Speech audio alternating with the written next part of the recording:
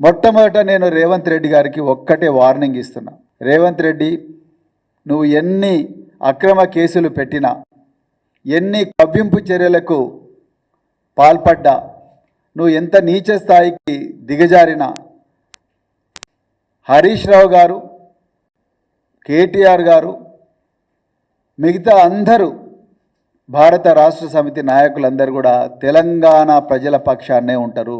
మీరు జైలుకు పంపించినా, ఉరికంబం ఎక్కించినా, ఇంకా ఏం చేసినా, ఎంతోమంది పోలీస్ అధికారులను మీకు పావులుగా వాడుకొని కొంతమంది అత్యుత్సాహం చూపిస్తున్నారు. వాళ్ళ గురించి కూడా నేను ఒక 2 నిమిషాల తర్వాత చెప్తా.